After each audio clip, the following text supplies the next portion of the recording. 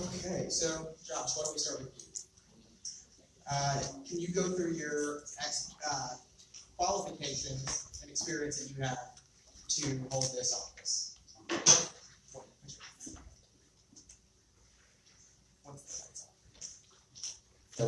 Yes.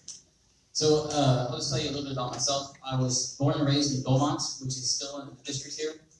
When I turned 18, I enlisted in the Marine Corps as an infantryman. I served most of my time in a special operations group called Marine Recon or Force Recon. There's an indoctrination process for that. There's a school called Amphibious Reconnaissance. Some of us attend extra schools. I went to Army Airborne. I went to a Green Beret school called SF SEER, which is Survival, Evasion, Resistance, and Escape. I went to an extreme cold weather survival school. I do not recommend it. I deployed a number of times. In '98, I came back to the States, moved to Austin, and got a bachelor's and master's in aerospace engineering at the University of Texas. I married another aerospace engineer, moved down here, worked on the shuttle program for a few years, and then worked on the Orion capsule for a few years.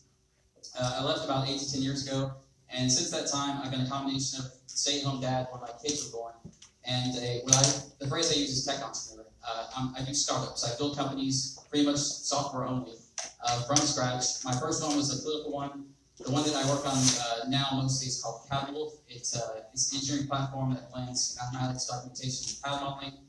I also do contracts from time to time. I built a 3D center for a furniture company here in town over the summer. And if I was not doing this, I would be the CTO of that company now. Same question? Yeah, experience and qualifications. So, well, I didn't marry an aerospace engineer, but I did marry the prettiest gal beside the Atlantic. We can stand up and look at it.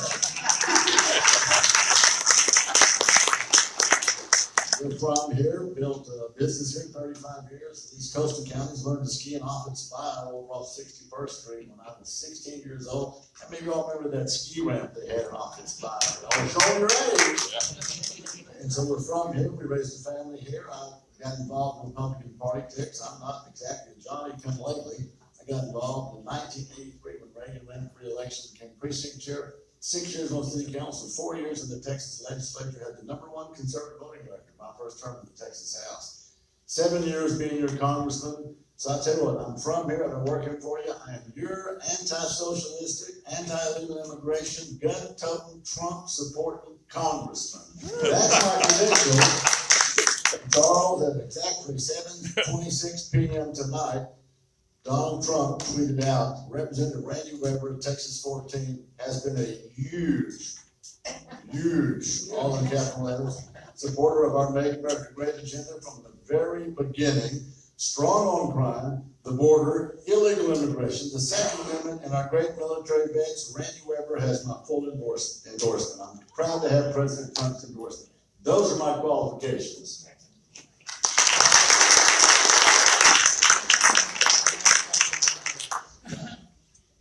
Speaking of President Trump, since he's the topic of the next question, with the president on the 2020 ballot, many voters will be considering their choice of representative based on their support of his agenda.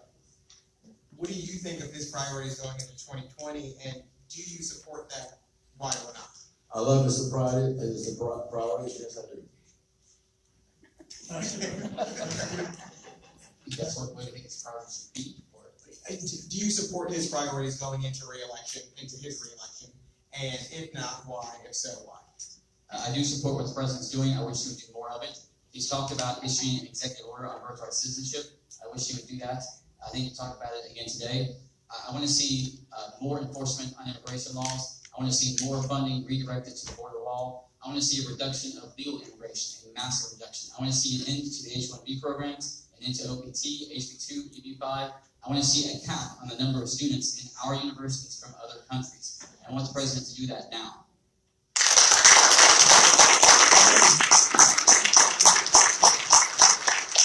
Since you brought up legal immigration, that's the next question. While most Republican voters are against legal immigration, Trump has set himself apart by discussing reforms to legal immigration, such as the lottery, chain migration, birthright citizenship. A question that is rarely asked and answered is the right number of legal immigrants that should be allowed into the U.S. and how we should decide who should come. How would you answer that question? My personal opinion that for at least the next 10 to 15 years, possibly longer, the number of people that should be brought in legally is zero. We have 44 million aliens in this country. That is higher in both raw number and percentage than has ever existed before. Ever. And they're not coming from places that have the same cultures as us. They're coming from places with cultures diametrically opposed to who and what we are. That's why you see what's happening in this state. In less than 10 years, Texas will go blue. It's not a question of if, it's not even really a question of when, and we know exactly why. We have to act now to stop it, or you won't have the power to stop it.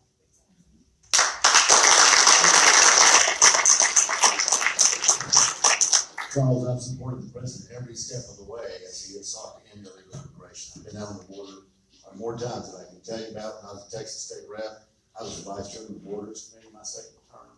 I've been there as a member of Congress.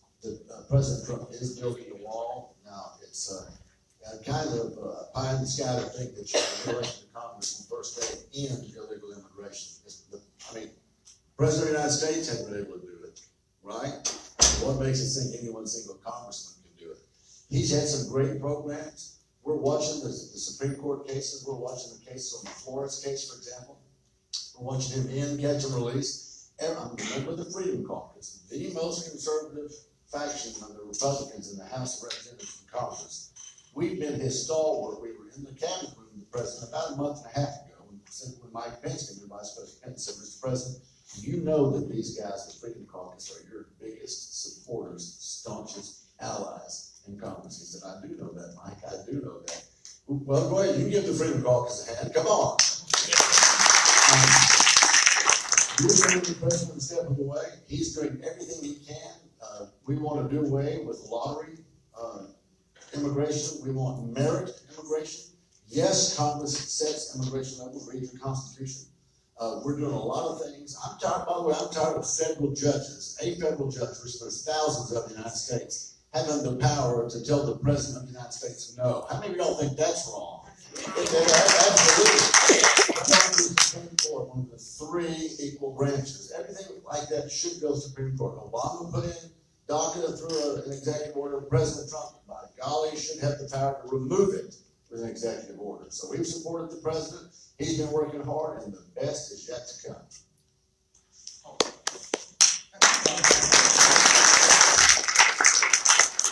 Continuing on your support for the president, at least two of his predecessors refused to take action, take similar action. Speaking of when he ordered the airstrike to kill Iranian General Soleimani, do you think that the president made the right decision to kill Soleimani, and was the risk of war with Iran worth it and justified? We're already at war with Iran, Charles. We just haven't admitted it. They've been killing Americans for a long time. Let me just tell you my politically incorrect answer to that. Killing Soleimani was absolutely the right thing to do. We have known for years and years he's had American blood and Iraqi blood on his hands. Thank God for this great president, because now the only thing that Soleimani has is his own blood and missile fuel on his hands. So absolutely he did the right thing, and I support him wholeheartedly in that. This president is standing up, and the world is taking notice that it's a new day. There's a new sheriff in town. I had to laugh because one of the commentators on the TV news said, you know, it was about 2 days afterwards, he said that Soleimani was trapped in Iraq incognito under the radar. And I'm thinking, well, he wasn't too much incognito. He wasn't under everybody's radar. This president had intelligence. He pulled the trigger, and there's a new sheriff in town, and the Iranians set up and took notice, because how many of y'all saw the 11 rockets fired that hit nowhere? You bet they noticed the new sheriff in town. You bet I supported that. And Iran better know that there's a new sheriff in town, and it will lessen the chance that we get into a war, in my opinion.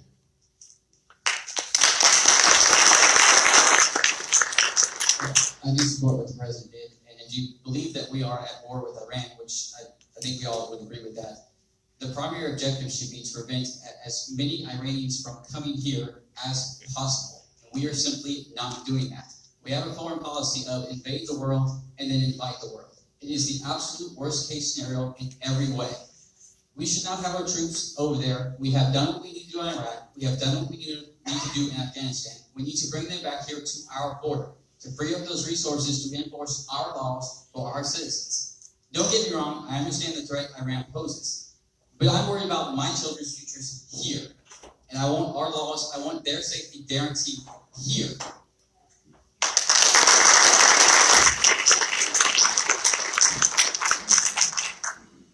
The Democratic presidential contenders just completed a debate where they stated that the federal government should be able to negotiate drug prices in order to lower costs. Even President Trump agrees with this position. Do you think that it is the role of the federal government to negotiate drug prices for federal programs like Medicare, and why or why not?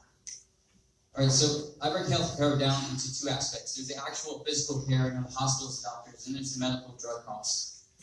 I absolutely agree that the federal government could and should negotiate prices with drug companies to lower those costs. The primary thing we could do to lower drug costs overnight is to end the laws which allow drug companies to run us into bankruptcy for the same drugs that they're charging pennies on the dollar overseas, or in some cases just flatly giving away overseas. They do it here because our government lets them do it. We should stop that and negotiate the cost savings for us. This really is going to be involved, not actually, but they want to do something against all the drugs going overseas at a lower price. Put a tariff on them. Absolutely put a tariff on them. This president has been fighting the trade wars for a long time. Maybe you all saw his announcement about China. He is absolutely on the right track. Look, this president has been working on repealing and replacing Obamacare. I said I'm a member of the Freedom Caucus. When he came in the first 100 days, I'm not afraid to take part in the vote. It's our position. I voted against the speaker not once, but twice in the United States House of Representatives because they were the choices. Paul Ryan and John Boehner were the choices of this district. How many of y'all remember that? You bet. They wanted to get Obamacare repealed so bad in the first 100 days of his administration, the Freedom Caucus took a stance and we said, Mr. President, you're not repealing enough EHBs, essential health care benefits. Mr. President, you're not giving enough power back to the states. Mr. President, you're not reducing giving the power of Medicaid back to the states. And so we can't support your bill the first time. He tweeted out about the Freedom Caucus back then that we were not his friends. They invited us to the White House. We sat down with the President of the United States across in his Oval Office there for pictures, but across the table in the cabinet room. We said, Mr. President, here's why. And we had that conversation with him. And he said, you know what? Y'all are right. It makes the bill stronger. And then we had the signing ceremony over in the east side of the White House, and he said the Freedom Caucus did a great job. They made the bill stronger, and they're a big thing. So we're behind the president. We're not afraid to tell the president when we think he's wrong or when we think he could do better. And I always tell him if he doesn't believe me, he can ask my bride. We're behind him on that. Thank you, Charles.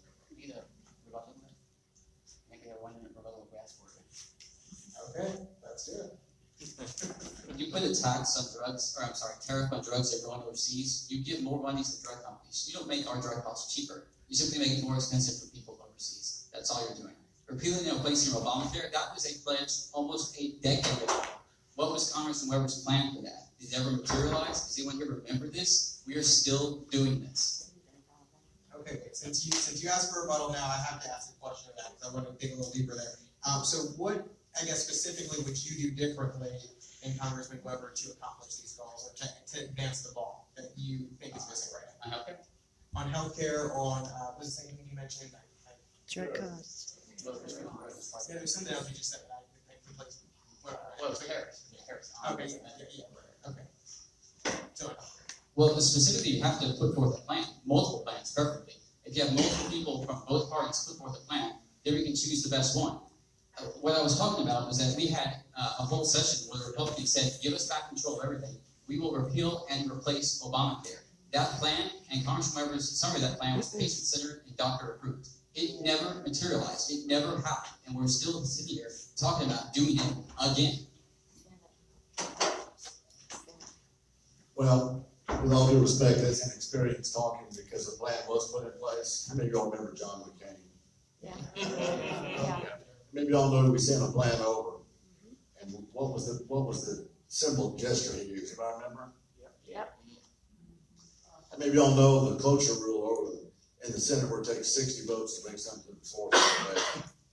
Maybe y'all think back then when we had 51 Republicans and we had 49 Democrats that they were going to vote for us to repeal Obamacare. Anybody here think that over the Senate? there was a plan. You know, there had to be two chambers of Congress. I always call them the upper and lower chamber. We being the upper chamber, the House and the Senate, and the bill's got to go through both. You watch John McCain kill that plan. Do you believe the federal government should have any involvement with K through 12 education, and why or why not? No. And why Governor Perry, when he ran the first time, there was 3 departments he wanted to abolish. Anybody remember that? Department of Energy? Yeah. Department of Education was one of them.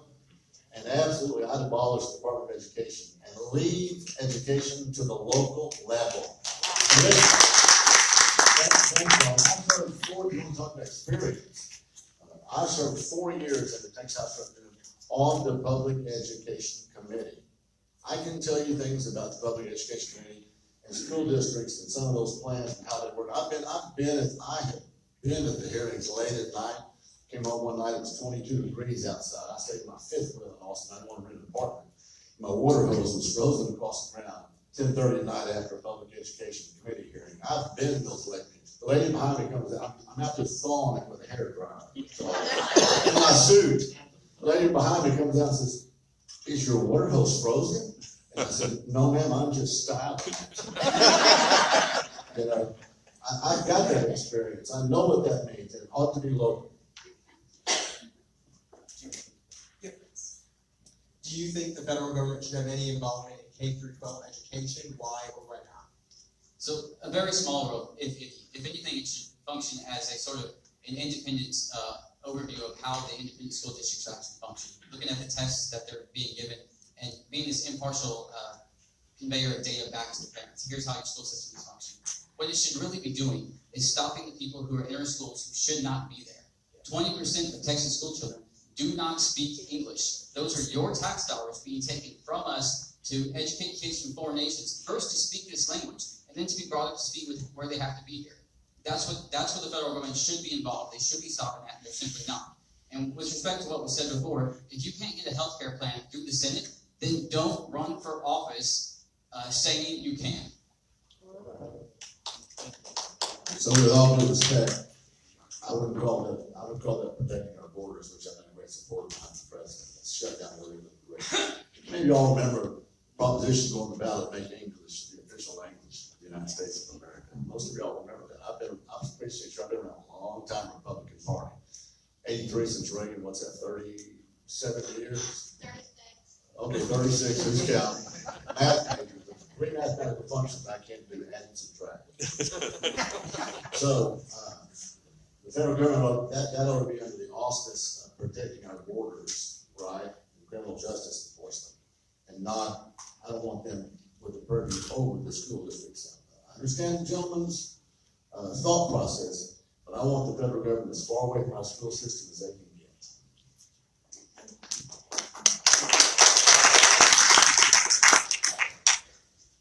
Can you tell us about a unique challenge to the district you're running for, with respect to potential federal action, and what would you do to address this issue?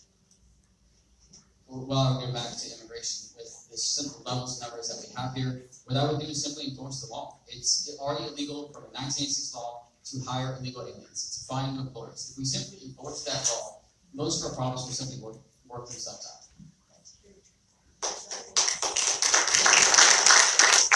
Stop taking the release.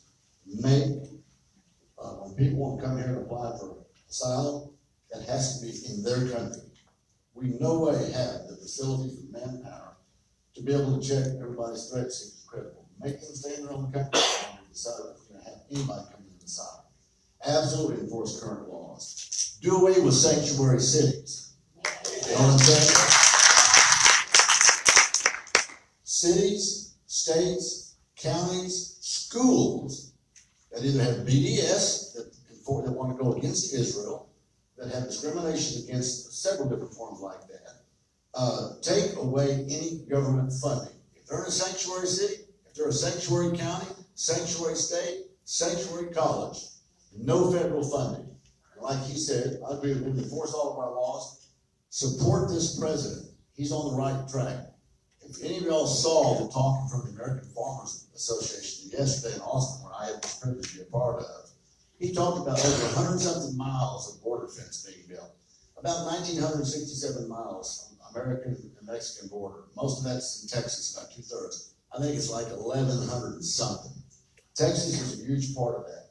It's a huge impact on our state. When I was vice chairman of the board committee, I can tell you about all the Texans that were killed, robbed, raped, assaulted, the theft, the crimes. Support this president. He's gonna get it done. And these crazy liberal Democrats are gonna find that out in 2020. And for the camera, I will say to my crazy liberal Democrat friends, you got 5 more years. Trump's still gonna be there. Pace yourselves.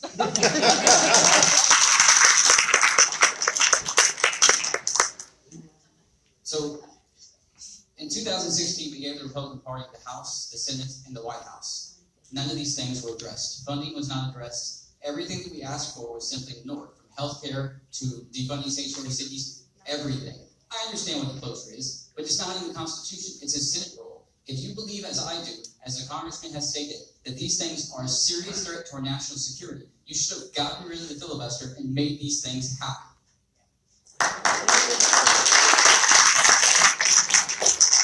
Well, the gentleman would have no way of knowing this, of course, but having been in the White House with the president multiple occasions, in a limousine with him, and in the GOP conference meetings, which we hold at least 1, if not 2, if not 3 every week. And we have a Texas lunch. There was 25 Republican Texas congressmen, now there's only 23. We have a Texas lunch where the 2 senators come through, and these are the very things we did talk about. The GOP conference did focus on Obamacare replacing repeal. The GOP conference has focused on the cloture rule, what we'd like to get Mitch McConnell and friends to do. I've had that conversation with Mitch McConnell. Do away with the cloture rule. Do away with the cloture rule. He's right. It's not a law. And I had one senator say to me, well, Randy, there's something to be said about the integrity of the Senate. And you ought to be proud of me for one time. I didn't say what I was thinking. I'm thinking of Senator. The Senate has integrity. It's not about the integrity of the Senate. This is about the Constitution, the people of the United States, a country that's sovereign, a border. That's what it's about. And we've been pushing. Not only 2 of our senators, both have I told that, but Mitch McConnell, the leader of the Senate, did I mention I'm not afraid to take hard stands. I've been pushing that for that the whole 7 years I've been here.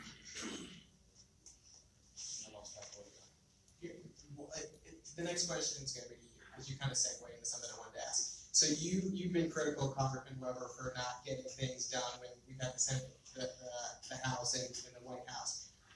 If elected, what are you hoping to accomplish, and how that you feel that he has not done? And then the question to you, Congressman, is going to be, if reelected, what do you hope to do? That you haven't done yet? What are you hoping to see the ball move forward on, or are you hoping to get past this next Sure. So the primary thing is immigration. Address illegal immigration and legal immigration. If you go to my website, this is too long to discuss in 2 minutes, but it's foxworthforcongress.com/plan. You'll see exactly how I want to carry this out. Step 1, you elect me. That sends shockwaves to the party and gets us media attention. I then go work with other candidates who I'm already in contact with who are of the same mindset. I go gather other Republicans who want to do the same thing. Once we get there and we spend the next 9 months preparing for this, the day we get in session, we introduce concurrent resolutions expressing the will of the people that we want our laws enforced. We do this in Congress, and we hold those buildings. Those of us who want to do this, we stay there. We spend the next 9 months asking the American people to come with us. We occupy that space, and we stay there until Congress recognizes the will of the people to do this. In between that time, we're asking the American people, we're offering a new contract with America. That contract is, you give us back the House, we keep the Senate and the White House, and we'll do 4 things. We will immediately enforce immigration laws, like what I'm talking about. We'll reform the legal system to something that works for us, and we do those things in the first year. In the second year, we introduce at least 3 plans to balance the budget and start working on which one we're going to go with, and another 3 plans to address health care. You do those things, and you make them happen. And part of that's going to obviously have to be dealing with the filter rule. What was your question to me? I must have thinking about all this power he's going to have. I think about voting for him myself. Or maybe he ought to think with that kind of power running for president, maybe king. I don't know. Your question for me, Charles. My question for you was, what, if re-elected, what do you hope to accomplish that you Well, haven't been you're able right, to there you go. Well, here's what we've done. I've supported the president, the Tax Cut and Jobs Act. Y'all may not have noticed this, but we've got the best economy going back almost 50 years. Can I get a witness? Come on, y'all know that.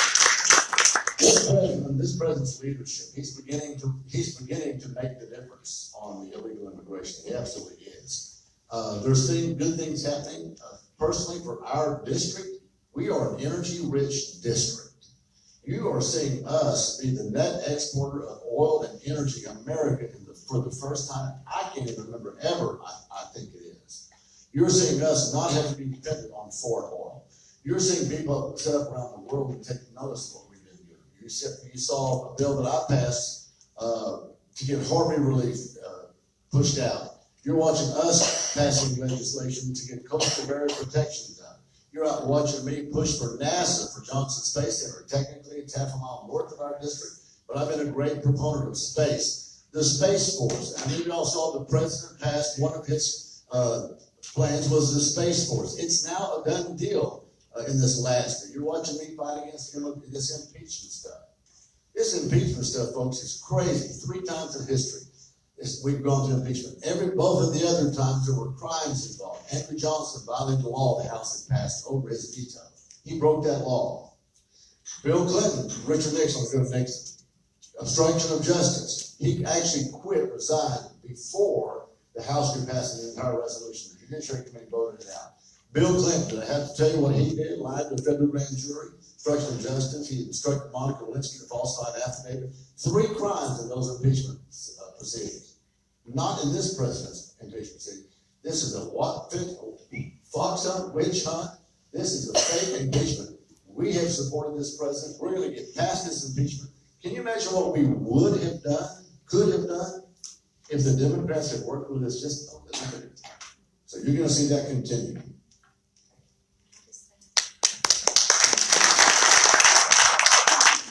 So that was the last question. Now you each can take 2 minutes to kind of give your final statement, your pitch as to why you should be nominated, essentially, to run against the Democratic race. Josh, you first. So if one person today wants to get to college, they have to compete with millions of foreign students just to get in. Whether they go to college or not, they have to compete with tens of millions of legal and digital workers that drive down their wages past the point where they can provide for a family. Add to this trillion-dollar deficits in a healthcare system that they can't touch without risking bankruptcy. And it's no surprise that our younger generations have no hope for the future.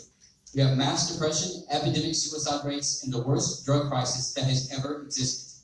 Your children and grandchildren are crying out for help. They deserve a better response than how many times you've been in the limo with the president. I am simply a father that is trying to ensure I do not pass to my children a debt-ridden nation that is openly hostile to who and what they are. Illegal immigration must be ended. Our laws must be enforced. And the legal system must be reformed to something that works for Americans and not foreign citizens and not multinational corporations. A congressman is more than a vote. He is the visible representation of the will of his constituents. If he is given a mandate and he chooses to act on that mandate, he can change this nation. I am asking you to reject the idea that nothing can be done on immigration, so we should not try. I'm offering you a chance to take action, and I'm asking you to give me that mandate.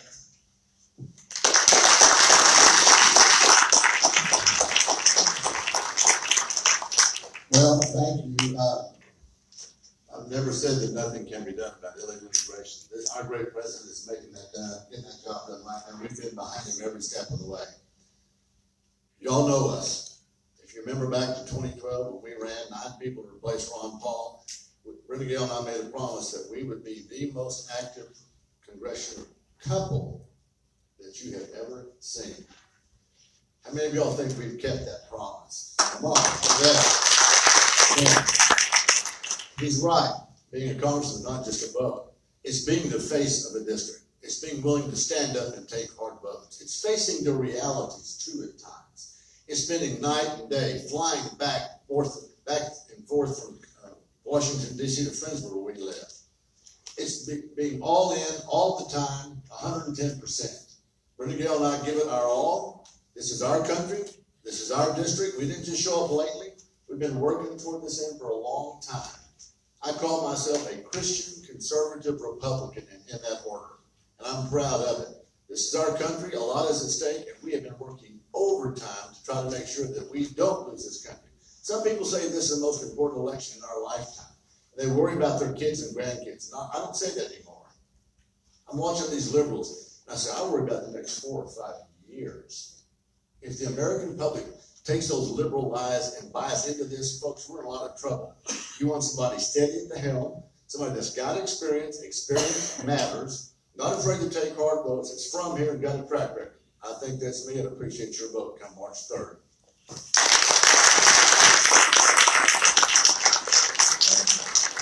Thank you to both of you. That was our last question and final debate of the night.